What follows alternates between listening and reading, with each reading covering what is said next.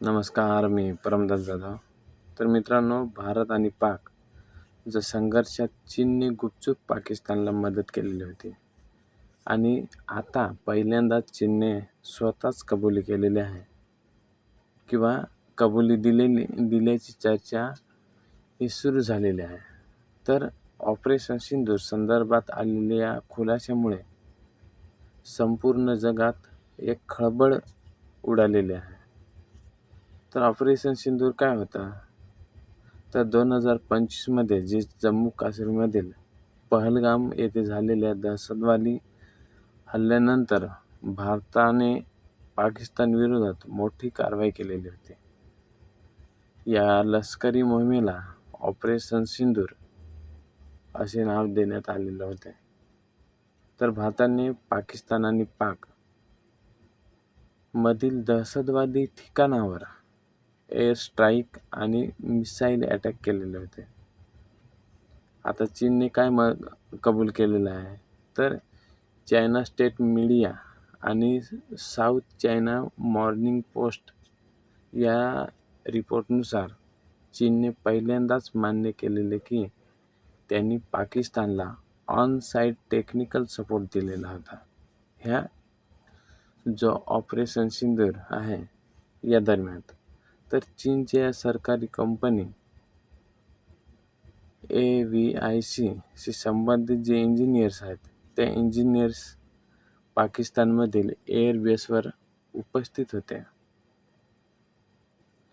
तर नेमकी काय मदत केली? तर रिपोर्टनुसार चायना इंजिनियर्स पाकिस्तानच्या जो J-10CE फायटर जेट आहे त्यासाठी टेक्निकल सपोर्ट दिलेले होते पाकिस्तानला, चायनाने.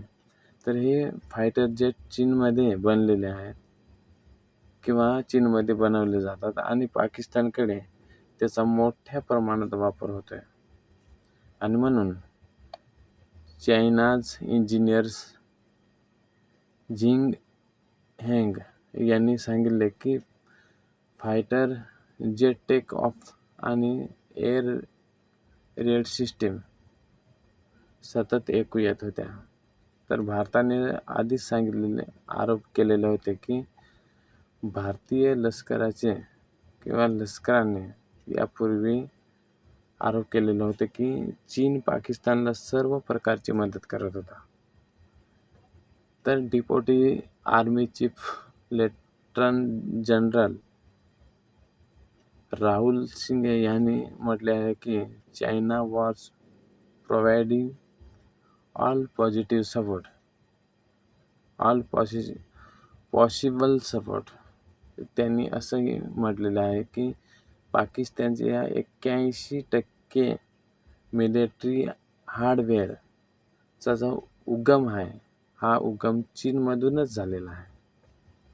आणि म्हणून चीनच्या या पाकिस्तानचा वापर लाईव्ह लॅब सारखा करत होता. तर ही बातमी एवढी मोठी का मानली जाते? तर कारण चीन सहसा अशा प्रकारच्या थेट मदतीची सार्वजनिक कबुली देत नाही आणि म्हणून ही मोठी बातमी मानली जाते. पण आता चायनीज इंजिनियर जे आहेत ते पाकिस्तानमध्ये होते, हे स्वतः चीनच्या माध्यमातून समोर आलेले आहेत आणि त्यामुळे भारत-चीन तणाव हा वाढू शकतो. तर भारत-पाक संबंध आणखी चिघळू शकतो.